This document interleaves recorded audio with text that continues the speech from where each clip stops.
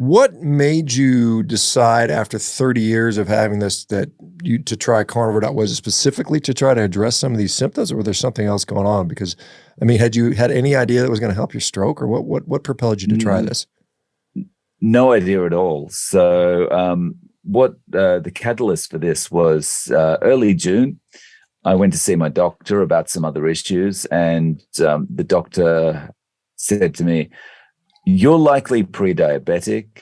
You are also, you need to do something about the alcohol." And I think the alcohol was the biggest thing for me, actually, because he wanted to put me on a drug to stop the alcohol where I would, it would make me violently ill if I took alcohol with the drug. Yeah. Hearing these things was kind of a wake-up call. And I just decided, you know what? I'm going to go keto. I knew keto would work for me.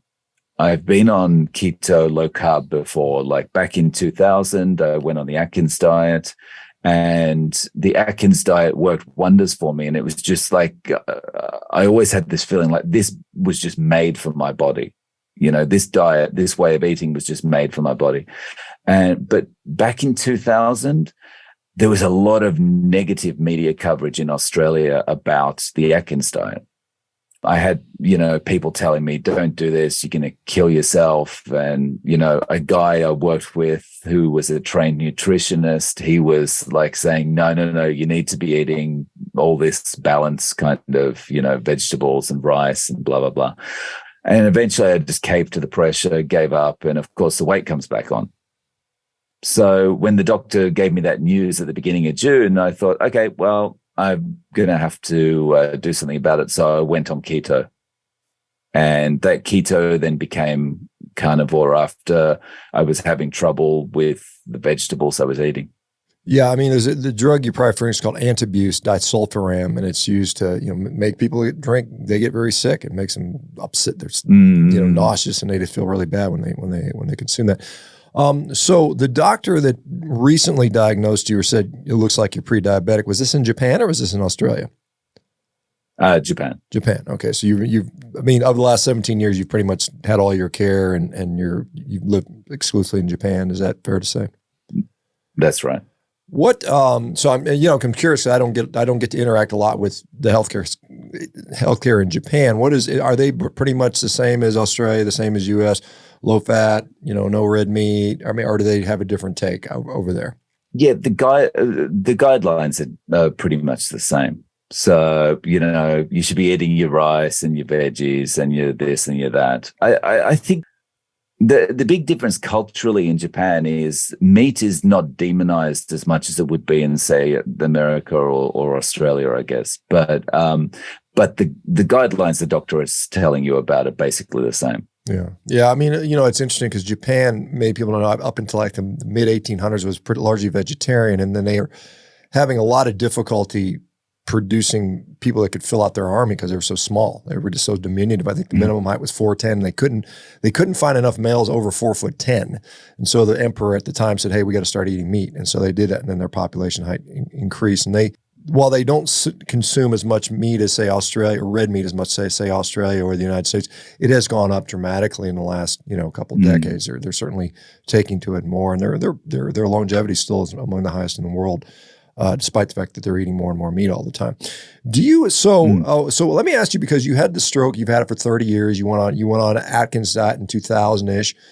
That was still in the time post-stroke. Did you notice an improvement in stroke symptoms with an Atkins diet or keto diet, or was it something different that carnivore gave you? I didn't notice this kind of thing with Atkins. And all I've been able to guess is it's something to do with the saturated fat on carnivore. Because when I was doing Atkins, I was still in the mindset that, it should always be lean meat. So like I was doing lean chicken, lean beef, occasionally lean pork, but never, like I'm eating so much saturated fat now. It's, yeah. Well, let's talk about what has happened. I mean, how has carnivore helped your health in general, the prediabetes, and certainly the stroke symptoms? Have you seen, are you still dragging your leg, or has that gotten better, or what's going on? I'm still that's never going to go 100% with the dragging the leg, but it is so much more improved. Just another health issue that kind of was happening at the same time. In 2021, maybe mid 2021, I developed arthritis in my left knee.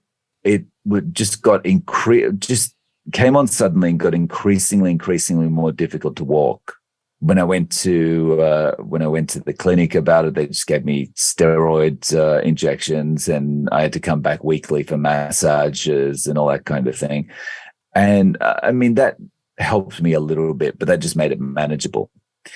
And so with the limp on my right side and then the arthritis in my left knee, when I was walking, it was comical. You know, I mean, I couldn't run to save my life. And walking was awful. It was such a struggle as walking to the station every day, that 10 or 15-minute walk. So starting Carnivore, literally within weeks, the pain from the arthritis was gone, and I noticed that I feel comfortable running again. Then I also started to notice my balance is better. I'm not dragging my leg as much as I used to, and so I've just become much more flexible. And it's really improved my movement, my balance. Of course, if I get really, really tired, then I'm still dragging the leg a bit, but it's nothing in comparison. It's hard to say how much it's improved, but like just the quality of my life is so much better.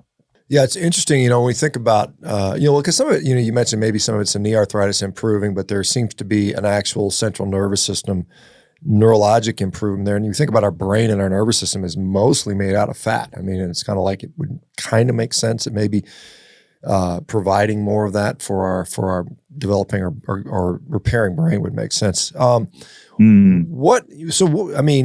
curious as to what you have access to in Japan. I mean, obviously people know Japan for their seafood, and there's a lot of pork in Asia in general. And, you know, I mean, we've all heard of the Wagyu specific beef there that's very much a delicacy there. But what do you typically eat day to day now on a carnivore diet? On a daily basis, I'm pretty time poor. So I'm just eating some simple foods. Like I eat about 10 eggs a day with some cheese and about 600 grams of ground beef, which is about, I guess, just over a pound. Mm-hmm. And I'm only eating once a day. So like I eat breakfast and then I'm satiated. I don't eat again until the next day.